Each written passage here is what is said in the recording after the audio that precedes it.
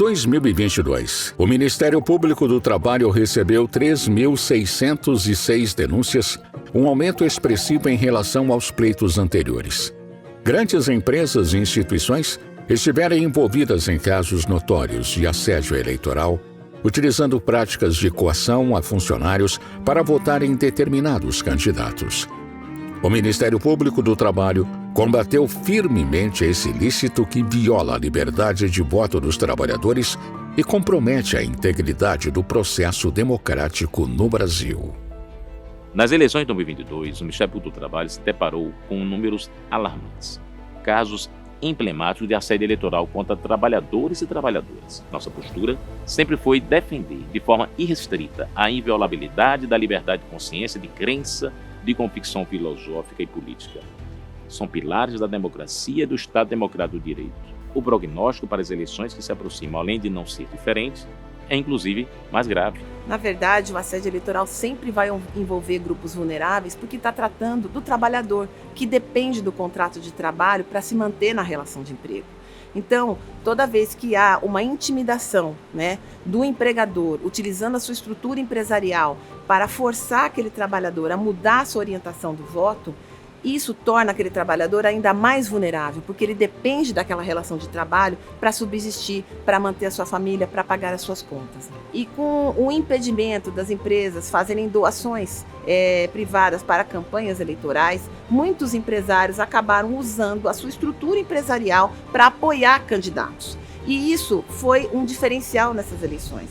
Quando o empresário ele passa a intimidar esses trabalhadores com condutas como a obrigatoriedade de usar uniformes alusivos à candidatura de determinado candidato, ele passa a fazer reuniões com esses trabalhadores, colocando a orientação política do empresário como se fosse a orientação certa para aquela votação, exigindo ou ameaçando de forma direta ou indireta a perda daquela relação de trabalho, a perda do contrato de trabalho. Caso o candidato da sua preferência não ganhe a eleição, isso é configurado assédio eleitoral. Quando ele impede, por exemplo, que aquele trabalhador saia daquele local de trabalho no dia da eleição, porque ele entende que aquele trabalhador talvez tenha uma orientação política diferente da dele, isso é assédio eleitoral. Voto de cabresto, mas agora reavivado com outras práticas mais sofisticadas, através da utilização de mídias sociais, controle de ingresso, de acesso a sistemas, onde era contado a presença do trabalhador e isso influenciava na sua remuneração, e ainda uma certa coação para a participação de atos políticos que eram desenvolvidos dentro da própria empresa. A garantia de que os trabalhadores podem ter as suas convicções político-partidárias sem interferências do empregador, pois o empregador ele possui o poder diretivo, mas ele não pode interferir nessa seara da intimidade do trabalhador, obrigando-o a votar ou deixar de votar em determinado candidato. É muito importante que as pessoas tenham em mente, isso tanto os entes públicos como privados, que o voto pertence ao trabalhador. Pode fazer, inclusive, a denúncia anônima ao Ministério Público do Trabalho.